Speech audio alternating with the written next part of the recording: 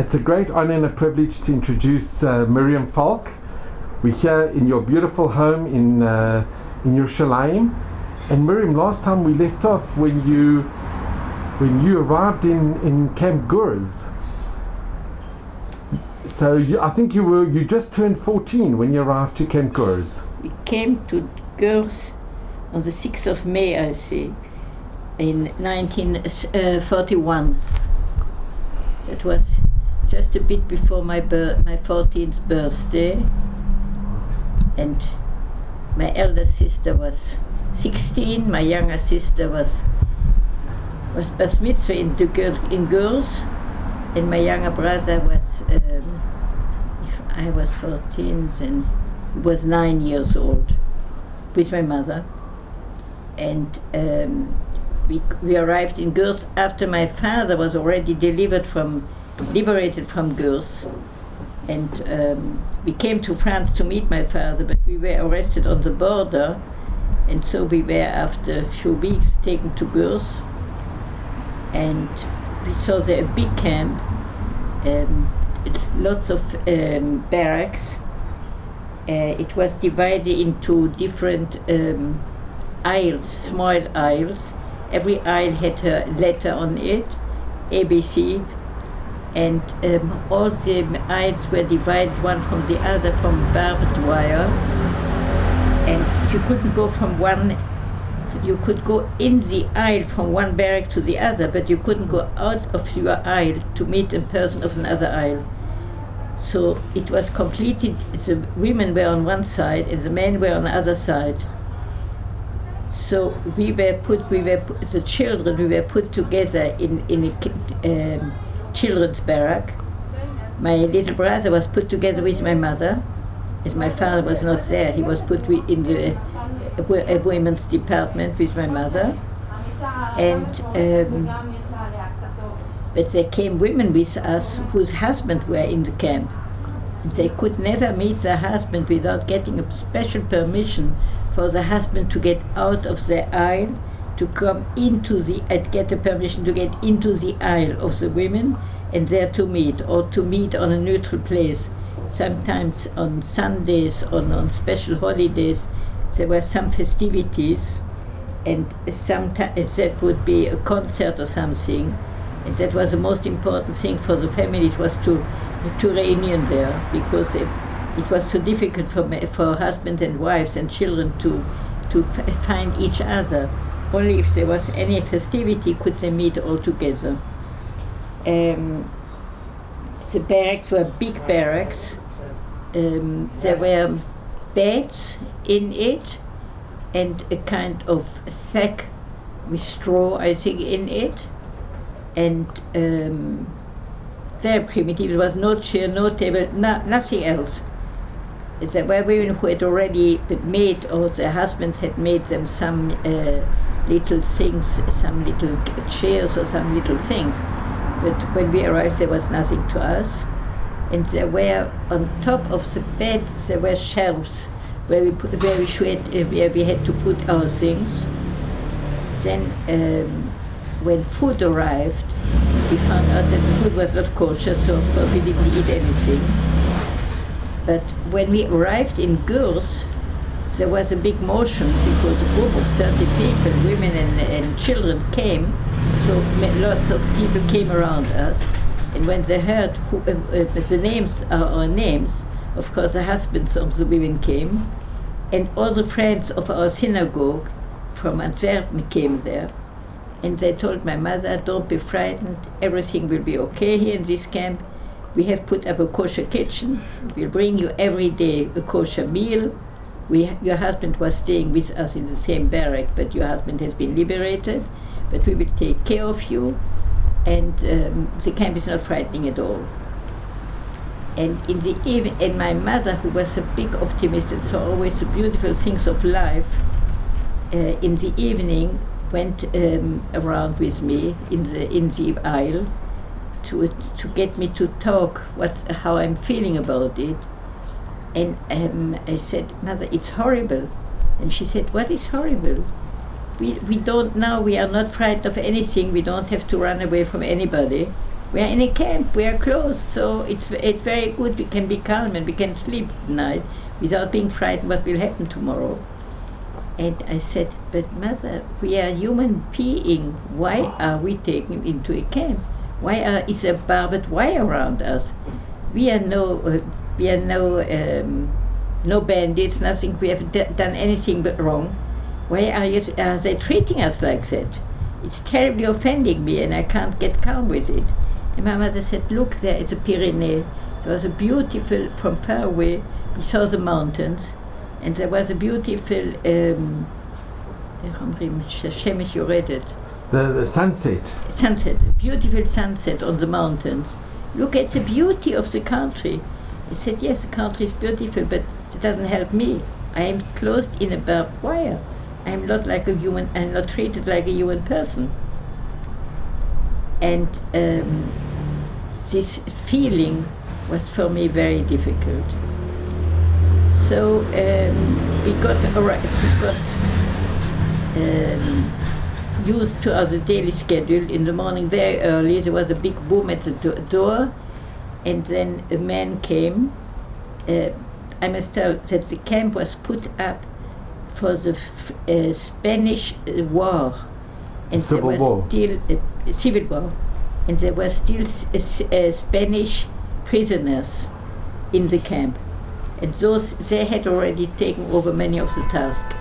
So at 6 o'clock or something like that in the morning would come a man, Spanish one, with a big voice and say something like open the door or something, and then he would bring something that smelled horribly, and that was called coffee. It was something black, it was something hot, but it smelled horribly and it had a horrible taste. And then a bit later came a Jew with bread. Now there was every day somebody came with a bread, and so all the children went around, looked around on the fingers of the man. How would he divide the bread? He would not give 1 millimeter bigger one slice than the other. So sometimes the bread was cut into 30 slices, sometimes it was cut into 20 slices, depending on how many breads there was and how many people were in the barrack. But we were very keen on it that everyone should exactly get the exact amount. I mean, it was not weight, but it was by eye. So it was dry bread and this horrible coffee. And then a bit later came very nice time. All the children had to stand in a line to get ready to go to school. We were taken to an outside of our aisle, to the aisle of the direction of the camp. In the middle of the camp, there was the direction of the camp, and there was these barracks were, I think, brown or black. They were very dark, and there was in the middle of the camp there was a white, beautiful-looking barrack, and there was a big red cross on it. And appeared at the door a very smiling, nice lady in a white nurse uniform, and she smiled at us and said, "Good morning, please do come in." And she made all the children sit. Now we were children sitting between the age of 6 to 14, 15. Some speaking French, some speaking German, some speaking Italian, different languages, different levels, of course. So first she made us sing. Then she gave us something nice to eat. There was usually a little piece of halva. There was very often choco to drink. That was the only milk, of course, we should see in the camp. And there was, I don't remember, something else to eat.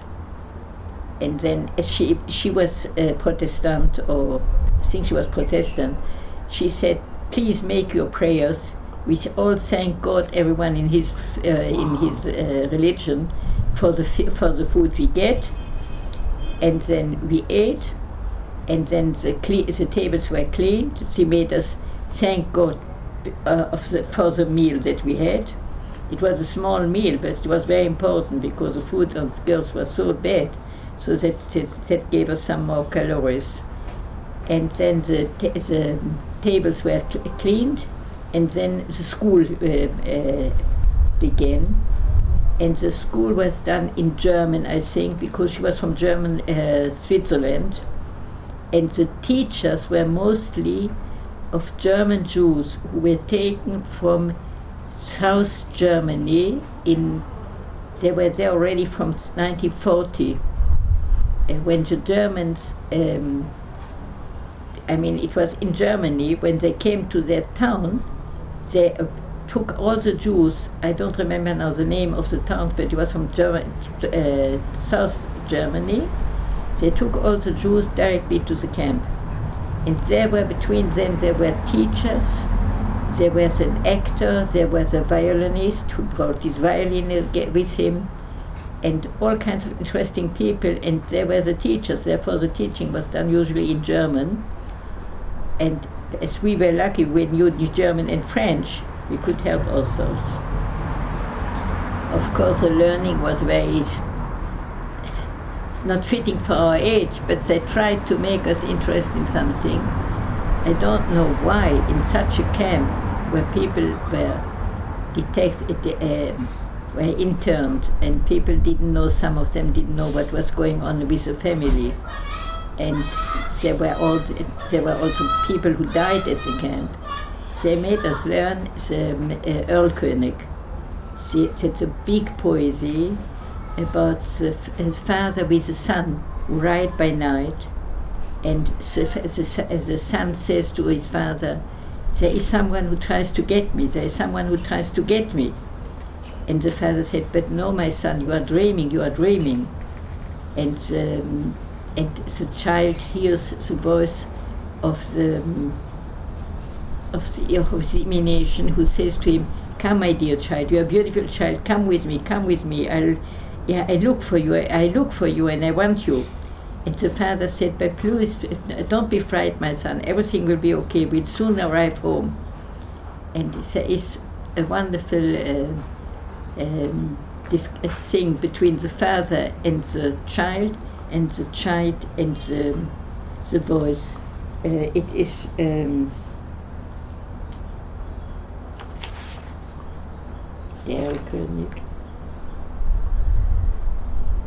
It's amazing that you still remember. You remember the story very well. It's from Goethe. Goethe wrote it. It's a very known poesy, and there is a music by it. I think the music was done by Schubert. It's a very famous thing.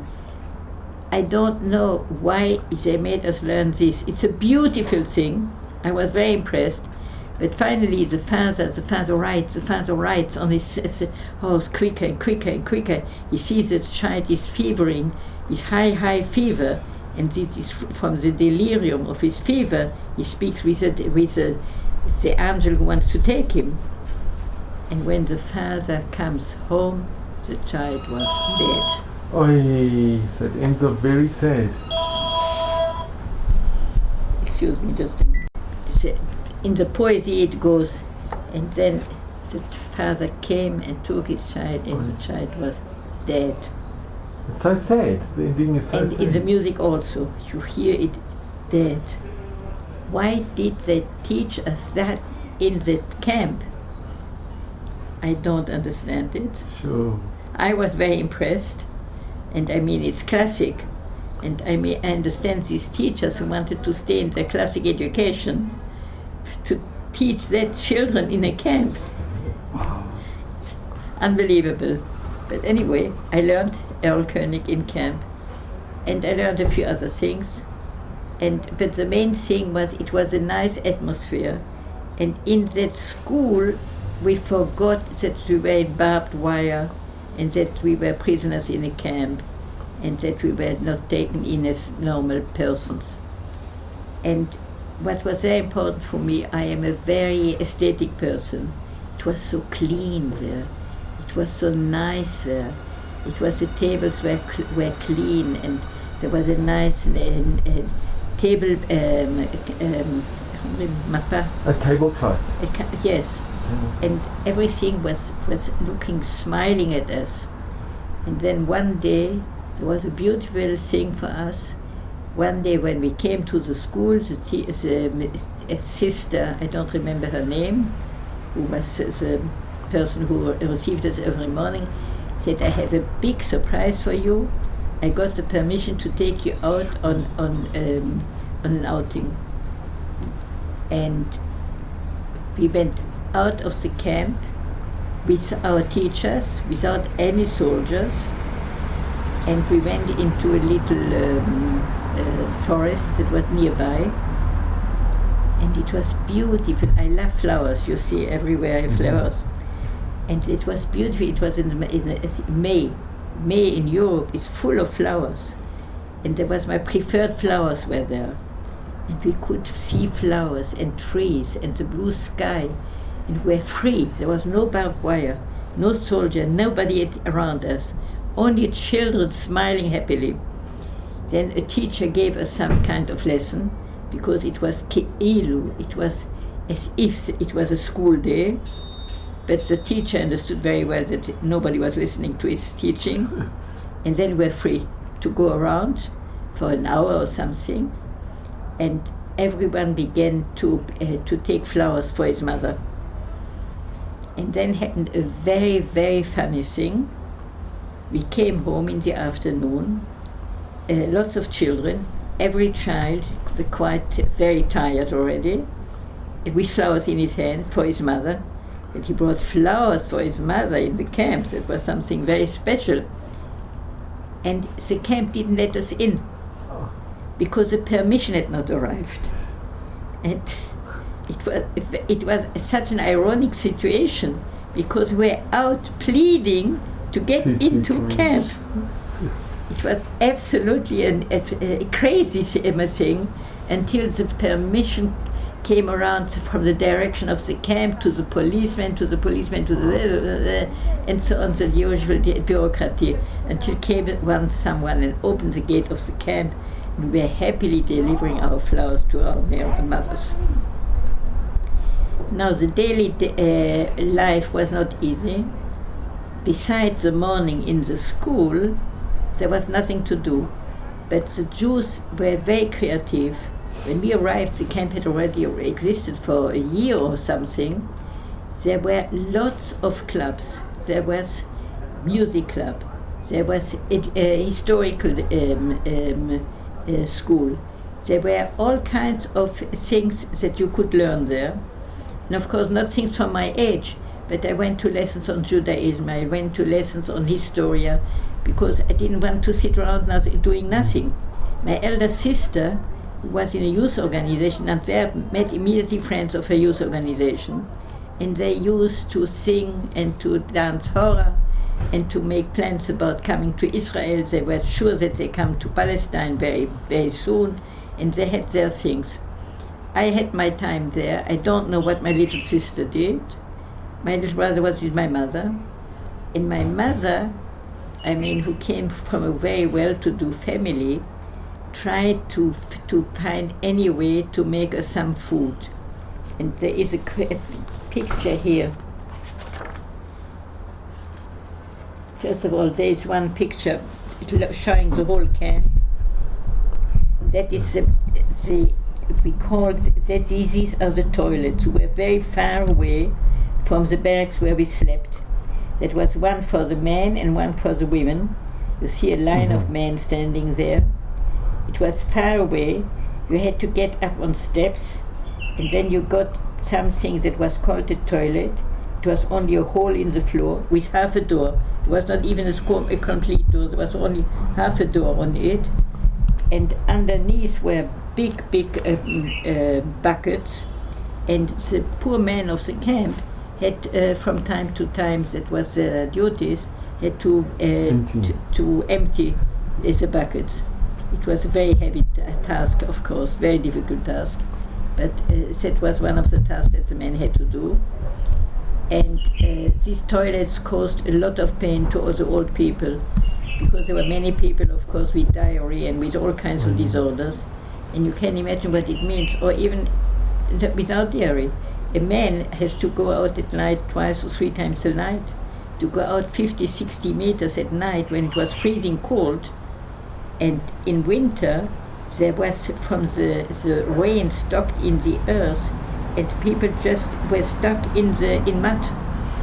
And every morning we were not there in the winter, but we were told that every morning you would find dead old people lying in the mud, who tried to get to the toilet. On the way to the toilet, on the way back, they just fell down in the mud. There was nobody to take them up, and they just froze at night. So many people, it was a very difficult time. And but still, I remember it. There are people who remember Gurs, I mean those who still live, as a terrible time. I remember Gurs as a very Jewish creative time, in a place where it was so difficult. The Jewish girls were nicely looking. They put rouge on their lips. They wanted to look attractive. There was, of course, no way of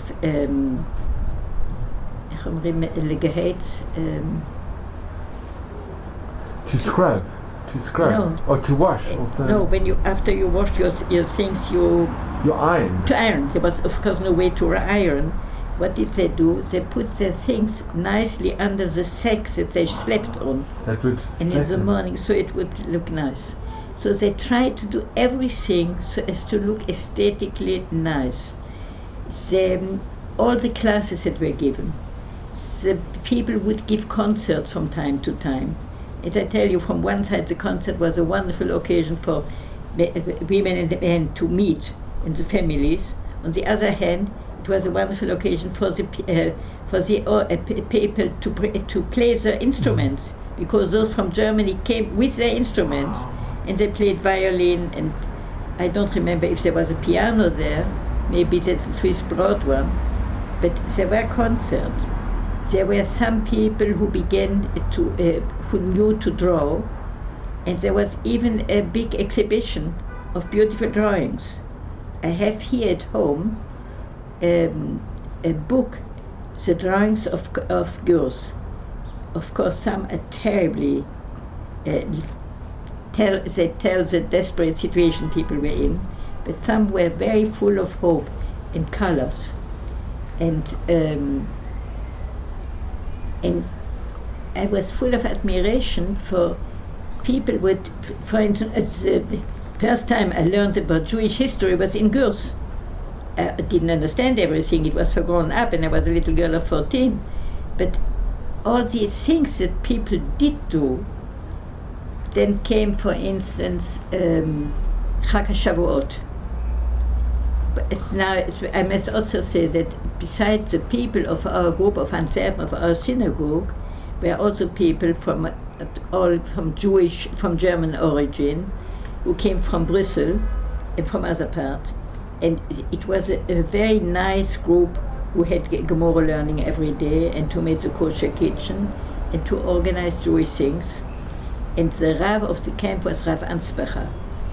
People in Israel knew Rav Ansbacher, of course, Zichrono Livracha, because he was afterwards a teacher in Zeitlin, in Tel Aviv. So many of people of my age, who were then young people after the war, were the pupils of Rav Ansbacher. I myself remember especially Rav Ansbacher from Chag HaShavuot. For Shavuot, he prepared, together with the people of the committee who were organizing all the festivities, lots of seats and all kind, a very big, vast environment outside in the fresh air to organize a davening. There was no corona. People were not frightened to be one next to the other. But people understood that for Yom Tov, probably even people who were not religious would come and would like to pray. And there was a davening, and then before the Kriyat Torah, Rav Ansbacher spoke beautifully about Matan Torah. He spoke very beautifully. And then it was just the beginning of Kriyat Torah, and there was a big, suddenly the sky got black, completely black, and in the sky we heard noises from, I know it in French, in German, in every language, but not thunder, English. Thunder, and lightning. lightning. And lightning. And I thought, Ribono Shel Olam, Ze Har Sinai. It was really like Matan Torah. It was unbelievable to And it happened at the same moment. Exactly at the moment that we were reading Matan Torah, Chag HaShavuot. It was as if you were at Har We all Sinai. had to run away because it was raining, it was pouring, and we took refuge somewhere. And after a few minutes it stopped, and we all came back. Years later, many, many years later, maybe my son was a little boy, so it must have been in the 60s, and that was in the 40s. So more than 20 years later, I was at a wedding, and Rav Ansbacher was to give the blessings. And I went up to Rav Ansbacher, and I said, Shalom Rav Ansbacher, you don't know me, but I know we have been together in Gurs. He said, who are you? I said, the daughter of Felix Strauss, because he wouldn't know me. But I was a kid, but he knew my father. The daughter of Felix Strauss. And I said, I want to remind you, you remember Shavuot 1941? He became white like the door. You remembered, yeah. You couldn't forget. You couldn't forget. He couldn't speak both. That was all. We didn't speak any word anymore, and I never saw him again. Sure.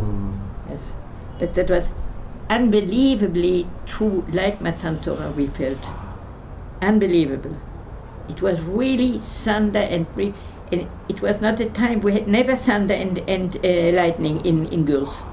Only at the moment of Kriyat HaTorah, of Chag HaShavuot. The food, as I said, was very bad, and we saw that all the people were very, very thin. And people we knew from before had all lost 10 or 20 kilo. So we lost immediately our weight also, very soon. And my mother learned from other women there to try to make some food. People would cut tins of food and make a kind of fire. And there was a canteen where they could buy some food. And my father organized many friends in France to send us parcels of food and also send money so that my mother could buy some food. And then she had to be crouched there on the floor. I don't know how she managed, and to cook something. And then with a smiling face, she gave us and said, please eat it. It was, for me, it was desperate because I felt my lady mother with her two servants at home is now sitting on the floor and trying to make from a little tin something to eat for me. But I need that food because otherwise I can't survive. It was such a terrible feeling for us. But my mother was wonderful. She never gave in. She always smiled. She said, never mind, we are managing, we are trying to get over it, and we'll get soon out. Then my brother, my eldest brother, was in America. And my second brother was at the time a boy of 17. This was Martin. Martin came in, marched in like a student. As he looked as if he was a student at university. He was altogether 17 years old, a boy. And he came to the camp, and he went in directly to the director, and he spoke to the director. He was very clever, Martin. And he said to me afterwards, I looked at this table, I looked at his office, I saw that on his table there was a terrible misorder. Everything was mixed over. And I saw a lot of letters from all over. And I spoke to him, and I found out that he doesn't know a word of English. That was very important for me. He knew only French, no German, no English, nothing. But he was the director of the camp. And I said to him, what do I need to get my mother and my sisters and my brother out of the camp? And he said, well, if you get an affidavit for America, or you have an invitation for some other country, they will be freed immediately. So what my brother did, but I heard it only 40 years later, when my mother passed away. I did never know it at the time. My brother wrote to my brother in America and said, Walter, you have to send a letter with lots of stamps, big stamps, all in English, of course, writing that you have got the permission to invite them to America, that from that you will get the affidavit. The most important thing is the envelope and the paper will be full of very important stamps. I'll make the rest. And then, after a month or two, came my brother, went to the director and said, why is my mother and my brother still in the camp? And he said, well, I told you, if you bring me an invitation. He said, but you have an invitation. He said, I got an invitation? Of course, it's probably on your table. You got a letter from America directly. He said, I got a letter from America? Please help me to find it. And my brother saw immediately the letter, but he made as if he didn't see it, and he mixed around and so on. He said, here is the letter. And the man opened the letter and said, I tell you, I will be ashamed, I don't know in the English. Can you translate it for me? You see the letter, you see the stamp, you see that's an official letter. My brother writes an invitation to get them to America. Are you sure it's a very important letter? Are you sure? And are these real stamps? He said, of course. Do you really see? You see on one side and on the other side, you see all the stamps. The next day, my mother was called to the director and said, you get a permission to get off the camp. The next permission of people to get out of the camp will be at the date such and such. My mother looked at the calendar, it was Shabbos. My mother ran to Rav Ansbacher and said, what will I do? I get the permission to get out of the camp with my children, but it's on Shabbos. That means Mechalel Shabbos. To get out of the camp, that means to get into to get by car and so on. What should I do? And Rav Ansbacher said, I can't pasken you. I cannot say yes and I cannot say no. So my mother said, I will pasken. I brought 6 children to live, not to die. I take them out on Shabbos from the camp. And it was amazing how courageous my mother was. And when my mother told us that we were getting out of camp on Shabbos, we were sure, I was sure we would die on the way. To ride in a car on Shabbos, it means death. So the same Spaniard who took us to the camp rode like a meturaf.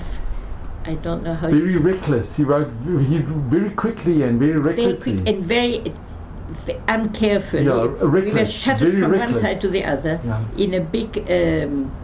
like a van? Yes, in a big van. Many people. And my elder sister and me, we looked at each other and said, Shabbos. We were sure we'd have an accident, would die. We were sure. But you see, we arrived safely. We didn't believe that you could drive on a car on Shabbos and get out of the camp on Shabbos. And HaKadosh Baruch Hu said to my mother, she was right. Mirjam, can I just ask, you spoke about the paintings. You did a painting in Gurs. You made a painting in Gurs. What? You also did a painting. And it's in the book. If you show in the book, it's at the end of the book. Well, in school... It's a beautiful painting that you did. In school, we had also to make paintings. If we can just show the painting. I didn't remember anything from painting. But years later, my husband, who was a professor of Jewish law, was teaching in Heidelberg at the Jewish high school. And I was coming every evening. I didn't want to be in Germany, so we made an arrangement. I couldn't stand in Germany for 3 months. It was impossible for me, for my feelings. So we made an arrangement. My husband would go for 3 months to teach in Heidelberg. Once a month I would visit him, or he would visit me in Israel. So it was my turn to visit him in Heidelberg. Heidelberg is a beautiful place, but it's Germany. And I would come around the evening time when I knew that my husband was finishing his lectures to fetch him, to take him home. And I was sitting there in the office of the high school to wait for my husband to finish his lesson. And suddenly I saw something on the table of the office that looked to be very interesting, and I saw in an exhibition the drawings of the children of Gurs. So I took it in my hand and I said, that's interesting. I didn't know that there was such a thing. And I saw that the exhibition, the pictures of the nurse so-and-so, I don't remember the name, in the book probably the name is written. Her name was...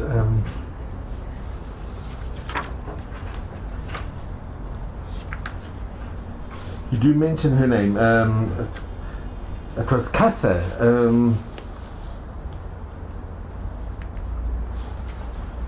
Elspeth. Elspeth The Kassa. nurse Elspeth. That's an exhibition of the paintings of the children of Gurs that belong to the nurse Elspeth, and it goes through all of Germany.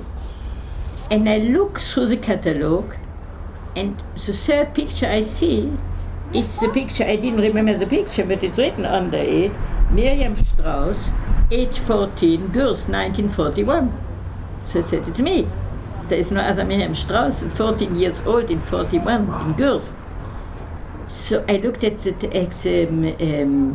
dates of the exhibition in all the surroundings of Heidelberg. It was done already a month ago, and it was far away from Heidelberg, the exhibition.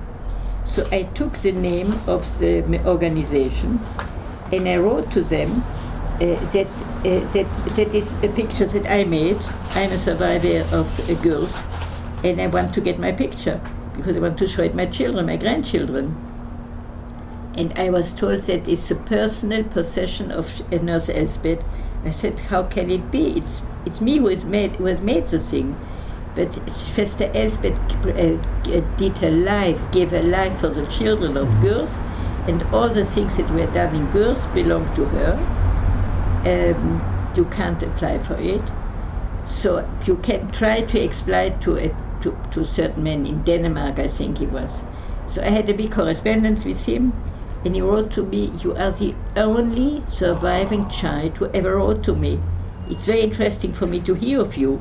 I don't know if the other children didn't survive or just didn't care to write, but you are the first person to write to me. And I said, I'm sure other people live also. But anyway, I said, I want my picture. He said, I'm sorry, I can't give you the original, but I will make you a photocopy, and I'll send you the photocopies. And I got photocopies. And you have it in your book? Yeah, I have put it in my book because it arrived. It arrived when we were finishing to print the book. It just then arrived. So my granddaughter Ayelet, who looked after all the technical sides of the book, got into the book. It's a beautiful picture, and it's very colorful. Yes. And it's amazing that it's just one nace after another. It's one miracle that you happen to be there, you happen to see, and you don't remember doing the painting? Probably we did. I mean, it was the only place we got a pencil in hand or colors in hand, because in the barracks there was nothing. So we were happy to use things that we could put we were not given a pencil or a paper to take home. It was only in the school itself. So probably there was painting times. I mean, if we were children of all different ages, different languages, it's quite normal that they would give us time to paint. It's amazing, Mirjam. And Mirjam, can I ask you, Gurs is very close to the border of Spain. Yes. It's really on the border of Spain. It's a Pyrenees. So how come nobody tried to escape to Spain?